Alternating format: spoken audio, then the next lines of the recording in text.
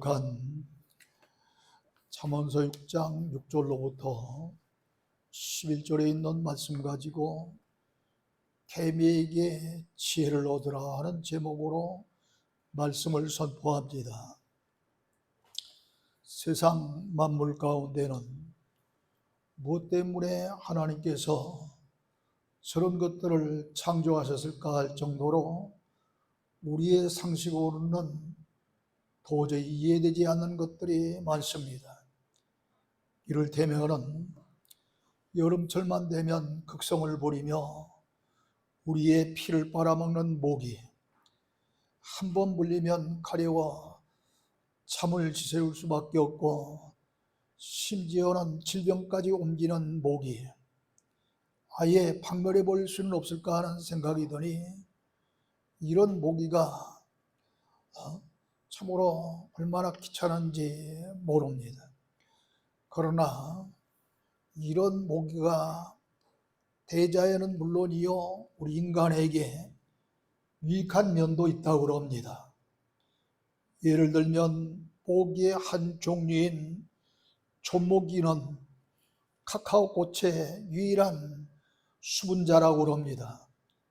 수분이란 꽃들이 만발하게 피어 있을 때에 숫꽃가루와 암꽃가루가 서로 한데 뭉쳐야만 서로 이렇게 수정이 되어져서 열매를 맺는 그런 것을 꽃가루바지 혹은 수분이라 할 것입니다. 근데 대개 이런 꽃가루바지 역할을 꿀벌들이 감당하지만 크기가 작은 카카오꽃은 오로지 모기만 할 수 있다고 합니다. 그러므로 모기가 없으면 맛있는 초콜릿도 있을 수 없고 코코아도 있을 수 없습니다.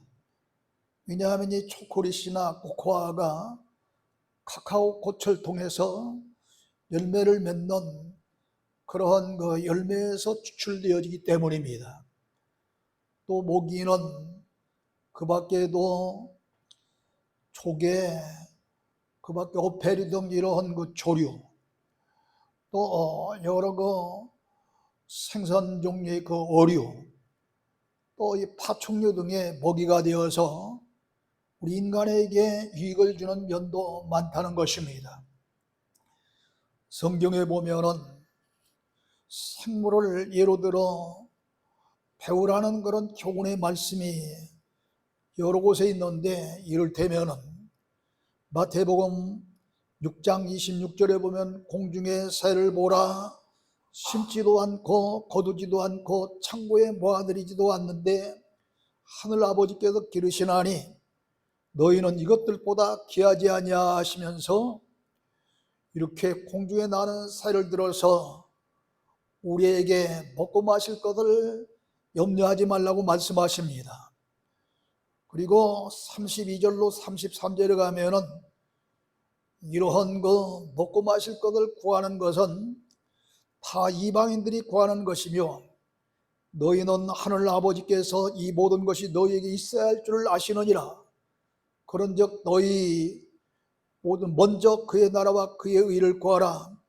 그리하면 이 모든 것을 너희에게 더하시리라 그러셨습니다. 세상 사람들은 먹고 마실 것 때문에 걱정하고 근심하며 이것을 위해 몸부림치며 살고 있지만 예수 믿는 우리는 먹고 마실 것을 구하기 전에 먼저 하나님의 나라를 위해서 또 그의 의를 위해서 구하면 먹고 마시는 문제는 자동적으로 하나님께서 해결해 주신다는 말씀입니다. 오히려 더해 주시라고는 말씀입니다. 그러므로 우리는 세상 이방인들처럼 먹고 마시는 그런 문제 때문에 고민하고 걱정하며 기도하기에 앞서 하나님 나라를 위해서 그의 의를 위해서 기도하는 성도가 되어지므로 하나님이 우리에게 모든 것을 더해주는 축복받는 성도 여러분 되시기를 주의 이름으로 축원합니다. 또 마태복음 10장 16절에 보면은 보라 내가 너희를 보냄이 양을 이리 가운데 보낸 같도다. 그러므로 너희는 뱀같이 지혜롭고 비둘기같이 순결하라 하셨습니다.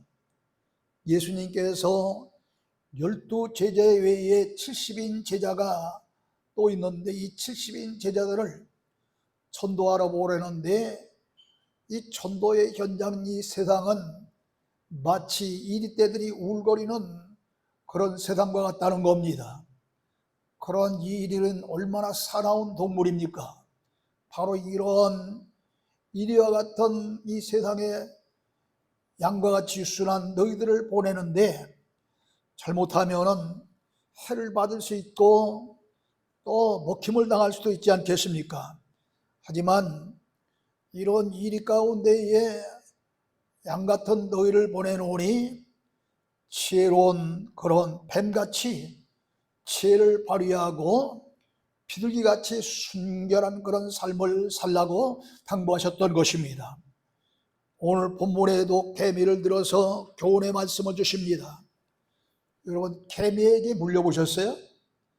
개미에게 물리면 모기만큼은 따갑고 가렵지 않지만 이 개미도 꽤 따갑고 가렵더라고요. 또 뿐만 아니라 이제 별 유익이 없는 것 같아요.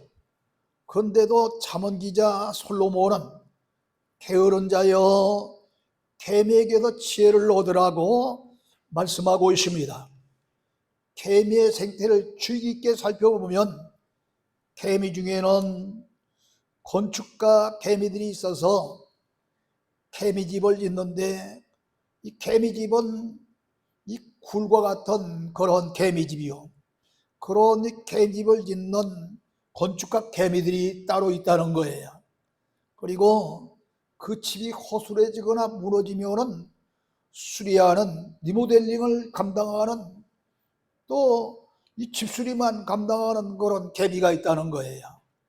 뿐만 아니라 양식을 모으는 개미도 있고 양식이 나오는 땅을 잘 고르고 잡초를 제거하는 농사꾼 개미도 있고 새끼들만 기르는 여왕 개미도 있고 외부에 다른 그런 곤충이나 벌레나 그 밖의 것들이 자기들의 영역을 침략해서 해를 끼칠까 경비를 담당하는 파수꾼 개미도 있대요. 또 먹을 큰 덩이의 양식을 만나면은 얼마나 동원해야 이 큰 덩이 먹이를 잘 끌고 갈 수 있을까? 일꾼 개미가 얼마나 필요한가를 알려주는 통신을 담당하는 통신 개미도 있다는 겁니다. 참 얼마나 신기한지 몰라요. 조그만 미물의 개미들이 어떻게 그런 죄가 있을까 참으로 놀라울 정도입니다. 근데 이 개미는 무엇보다도 첫째로 부지런합니다.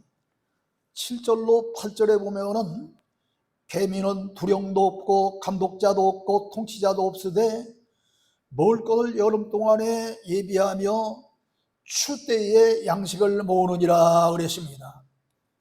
개미는 인과 같은 그런 두령도 없고 또 다스리는 그런 일을 잘하고 있는지 못하고 있는지 지켜보는 감독자도 없고 통치자도 없는데 부지런히 일한다는 사실입니다. 누가 시키거나 감독하거나 다스리는 통치자도 없는데 자발적으로 알아서 쉼없이 부지런히 일하는 그런 곤충이 개미라는 겁니다. 한 마리의 개미가 큰 먹이를 발견하면 통신개미가 많은 개미에게 일러 개미들이 몰려들어 서로 협동하여 끈질기게 개미집 안으로 끌어들입니다. 아마 여러분들도 놀이터나 어디 가다가 잠깐 동안 쉬는 동안 개미를 만났을 때에 그 개미들이 왔다 갔다 하는 모습을 보면은 저보다도 100개 큰 먹이를 물고 가다가 조금 있으면 여럿이 달라붙어서 그 덩어리를 물고 가는 거 보셨을 거예요. 이렇게 서로 끈질기게 협동하며 인내하면서 끝까지 자기 집으로 끌고 들어가는 것이 개미들이라는 거예요. 이런 사실을 보면 하나님께서 개미를 지으신 목적은 게으른 인간에게 부지런한 인간이 되도록 교훈하시기 위해서 실물 교재로 지으셨음을 알 수 있습니다. 그러므로 우리도 저와 전도사님과 구역장들과 직분받은 재직자들과 여러 성도 여러분이 다 함께 협력하여 모든 일에 충성할 때 교회가 부흥되어지고 하나님이 기뻐하시는 초대교회와 같은 참교회, 그리고 이 지역사회에서 없어서는 아야 될 빛과 소금의 역할을 잘 감당할 줄 아는 그런 교회가 될 줄로 믿으시기를 주님으로 축원합니다. 사람이 게으른 것처럼 보기 흉하고 이런 거 게으르면 안 될 일이 없습니다.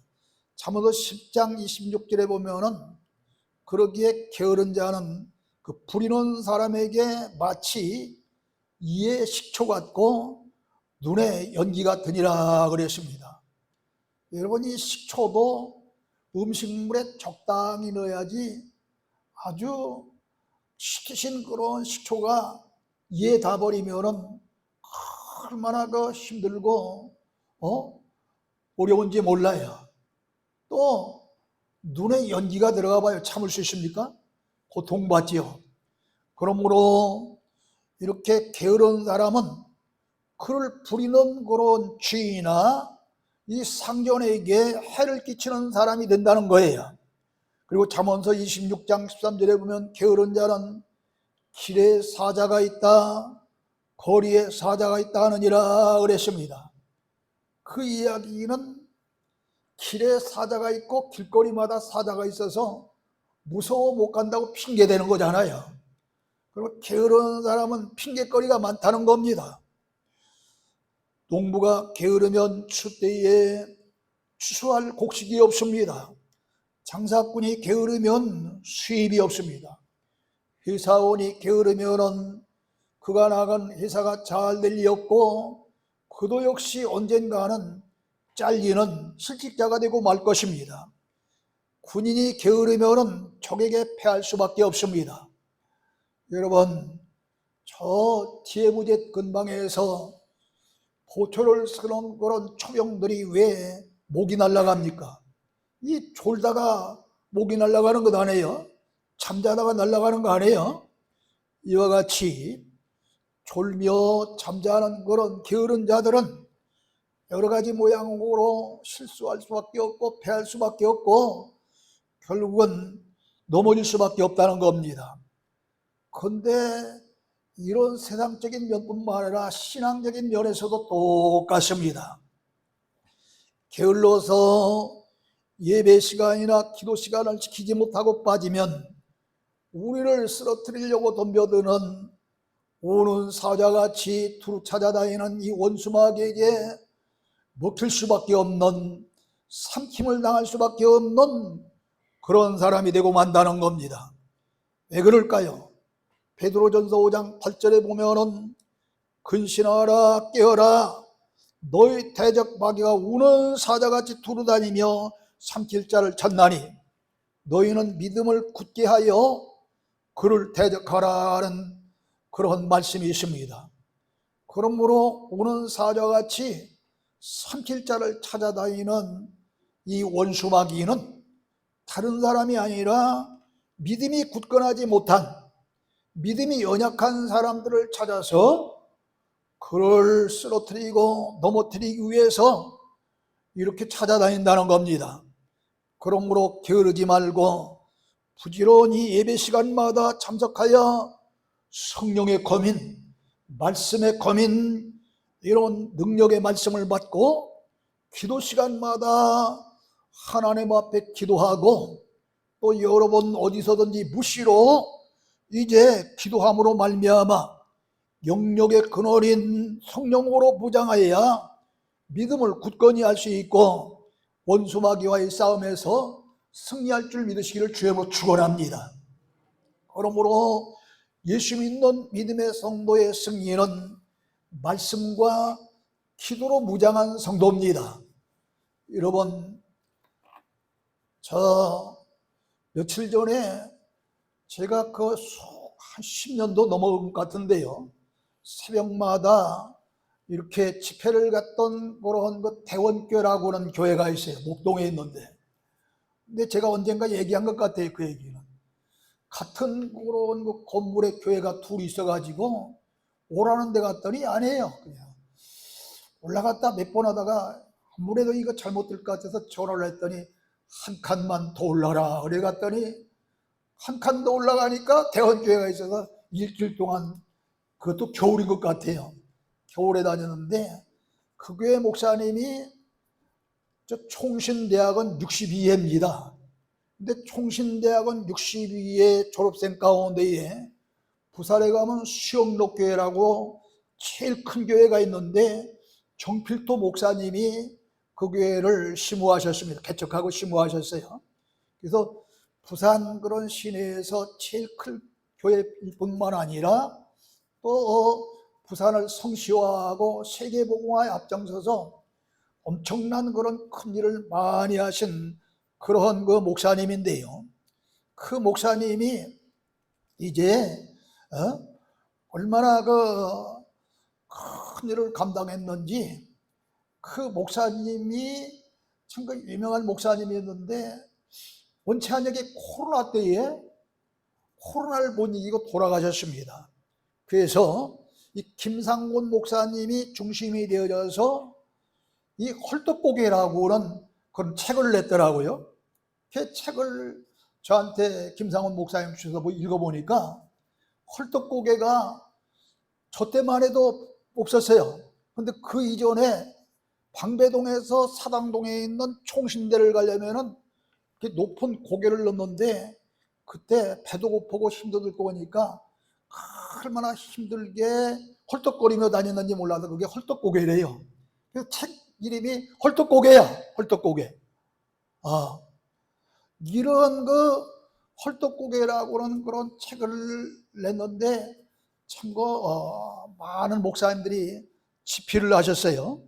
근데 그 가운데 보니까 역시 믿음이 강한 그런 목사님들 그리고 성도님들은 다 말씀으로 무장하고 기도로 무장했던 그런 목사님과 성도들이지 다른 그런 세상적인 방법으로 무장한 그런 목사나 성도가 아니더라고요, 보니까. 그러면서 교회는 세상에 어떤 그런 수단 방법으로 세우는 것이 아니라 무릎으로 세우는 것이다. 제가 그 말씀을 듣고 쇼크를 받았어요. 제가 기도가 부족하구나. 누구 탓할 것 없이 제가 기도가 부족하구나. 그러니 교인들도 기도하지 아니하고 그러니 이 교회가 부흥되겠는가. 그래서 기도 시간을 늘려야지, 이 마음을 단단히 먹고 있습니다. 여러분, 기도는 교회는 무릎으로 세운다는 거예요. 무릎 꿇고 기도해서. 교회를 짓는데도 돈으로 짓는 게 아니라 무릎 꿇고 기도로 짓는데요. 그래야 이 마음에서 차원하여 우러나여 헌금도 하고 이제 협조하여 이렇게 열심을 낸다는 겁니다.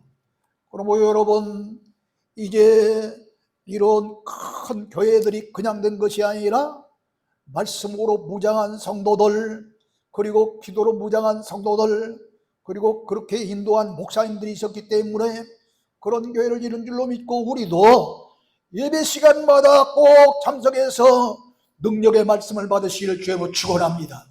기도 시간마다 빼놓지 아니하고 기도하고 무시로 기도하여 기도의 영역을 받고 성령의 권세를 받는 여러분 되시기를 주님으로 축원합니다. 그럴 때에 우리가 앉아있는 이 빈자리가 있는 그런 교회가 차고 넘치는 교회가 될 줄로 믿습니다. 그래야 능력 있는 교회 되어지고 이 지역사회에서 없어서는 아이들 빛과 소금의 역할을 감당할 수 있는 교회 되어질 줄로 믿습니다. 두 번째 계미는 미래를 준비할 줄 압니다. 8절에 보면 먹을 것을 여름 동안에 예비하며 추울 때 양식을 모으느니라 그랬습니다. 계미는 겨울이 지나 봄이 오면 그때부터 여름 한동안 겨울이 오기 직전까지 먹을 것을 주워 모아 겨우살이를 예비합니다. 개미는 오늘만을 위해서 사는 게 미물이 아니라 내일을 위해서 예비할 줄 아는 지혜로운 곤충입니다. 그렇다면 이런 사람들이 어떤 사람들일까요? 요셉은 형들에게 팔려 애굽으로 갔지만 신실한 믿음으로 인해서 하나님께서 형통함의 복을 주셔서 여러 가지 어려운 그런 천신만고 끝에 애굽의 총리가 됐을 때 7년 풍년이 들자 그냥 노세 먹어오세 하면서 먹어 없앤 것이 아니라 7년 풍년 때 이제 거둬들인 그 곡식을 전국 방방곡곡에 창고를 짓고서 쌓아두었다가 7년 대흉년 때에 애굽 백성들뿐만 아니라 고국에 두고 온 70명 가족을 구원하는 크고 놀라운 일을 해내십니다. 여러분 마태복음 25장 1절로 13절에 보면 슬기 있는 5처녀는 기름을 예비하고 있다가 밤늦게 신랑이 올 때에 등불을 밝히고 나가 신랑을 맞이했습니다. 그러나 기름을 예비하지 못한 미련한 5처녀는 신랑을 맞이하지 못했습니다. 이 비유의 말씀은 기름과 같은 성령 충만한 슬기 있는 5처녀처럼 영적인 어두운 제약의 밤중에 오실 신랑 대신 예수 그리스도를 맞이하여 혼인잔치에 들어간다는 말씀입니다. 반면에 성령 충만함이 없는 성도는 미련한 5처녀처럼 신랑 대신 예수 그리스도가 오실 때에 바로 그 앞에서 버림받을 자라는 것입니다. 그러므로 예비함이 없는 자는 얼마나 어리석은 자인지 모릅니다. 성도 여러분은 개미처럼 부지런히 미래를 준비할 수 있는 성도, 슬기 있는 5처녀처럼 기름과 같은 성령 충만한 성도로 예비된 자가 다 되어 신랑 되신 예수 그리스도와의 혼인잔치 자리에 들어가시기를 주님의 이름으로 축원합니다. 또한 하나님께서 우리를 언제 부르실지 모릅니다. 그러므로 그날을 위해서도 예비해야겠습니다. 우리의 영혼이 늘 깨어있어 믿음 생활을 잘해야겠습니다. 우리도 저 밖에서 뛰어노는 어린아이들처럼 철부지 어린 시절이 있었건만 어쩌다 보니 엄마 아빠가 되어졌습니다. 어쩌다 보니 그 엄마 아빠가 할아버지 할머니가 되어졌습니다. 여러분 여기 머리 하얀 이 백원사님 처음 만났을 때는 어여쁜 그런 젊은 아낙이었어요. 근데 어쩌다 보니까 머리가 백발로인 할머니 됐잖아. 그럼 저도 마찬가지예요. 어떤 사람들은 저를 보고 목사님 70도 못 돼 보입니다 그러는데 이 검은 염색약 덕분이야. 제가 다른 거 아니야. 머리 염색하고 나오니까 그렇지 염색 안 하면 저도 백원사님 뭐 거의 비슷할 거예요 아마. 이렇게 참 언제 늙었는지 다 이렇게 늙어가고 있잖아. 어디 그뿐입니까? 동창 모임이나 친구 모임에 나가보세요. 지난 모임에 보였던 얼굴이 보이지 않습니다. 물어보면 대부분 병원에 병상에서 누워있던지 그렇게 정정했던 그 사람이 죽었다네요. 그래도 못 나왔다는 거 아니에요. 그러므로 그날을 위해서 우리는 계속해서 천년만년처럼 살 것처럼 이럴 것이 아니라 예비할 줄 아는 성도들이 되어야 되겠습니다. 불신자들은 아무런 예비 없이 살다가 하나님의 심판을 받을 수밖에 없는 사람들이니 그들이 아무리 권세를 가지고 있고 불의를 누린다 할지라도 불쌍한 사람들입니다. 그러나 우리는 믿음으로 구원받을 성도들입니다. 그러나 고린도전서 3장 10절로 15절에 보면은 금이나 은이나 보석과 같은 믿음의 건축자와 나무와 풀과 칩과 같은 믿음의 건축자가 있는데 마지막 불로 그 공적을 시험할 것이라 그랬습니다. 그때 금이나 은이나 보석 같은 그런 불연성 재주로 믿음의 건축을 한 사람들은 그름은 있을망정 그대로 닦으면 반짝반짝 빛나는 금은 보석이 다 될 줄로 믿습니다. 그러나 나무나 풀이나 칩 같은 것으로 지은 집은 불탈 때 다 없어지고 끝장나는 거예요. 그렇기 때문에 여러분이 이 칩이나 풀이나 나무 같은 이 합찮은 믿음, 시원찮은 믿음, 보잘것없는 믿음으로 산 자는 불 가운데 그저 목숨만 겨우 구원받은 부끄러운 구원자가 되는 겁니다. 그러나 불탈 때 끄러운 혹시 있을지 몰라도 그대로 남아있을 금과 은과 같고 보석 같은 믿음의 소유자들은 그 공적이 그대로 드러나서 상급받고 이제 멸관받고 영광의 구원에 참여할 수 있는 믿음의 성도가 될 줄로 믿으시기를 주여 축원합니다. 사랑하는 성도 여러분, 여러분은 어떤 자가 되고 싶습니까? 기왕이면 상급받고 멸관받고 영광의 구원받아야 될 거 아니에요. 디모데전서 6장 18절로 19절에 보면은 선을 행하고 선한 사업을 많이 하고 나눠주기를 좋아하며 너그러운 자가 되게 하라. 이것이 장래에 자기를 위하여 좋은 터를 쌓아 참된 생명을 취하는 것이니라 그랬습니다. 여러분, 참된 생명이 무엇입니까? 영원한 생명, 이제 영성목락이 있는 천국에 가리라고 하는 것이 참된 생명이에요. 이 참된 생명이 그냥 예수님과 무관한, 복음과 무관한 선한 일 많이 한다고 되겠습니까? 선한 사람 많이 한다고 되겠습니까? 아니, 불교를 믿고 다른 종교를 믿는 사람들이 우리보다 더 선한 일 많이 하고 선한 사람도 많이 합니다. 그러나 그들은 예수님을 믿지 않기 때문에 참 생명을 얻을 수 없어요. 영생을 얻을 수 없어요.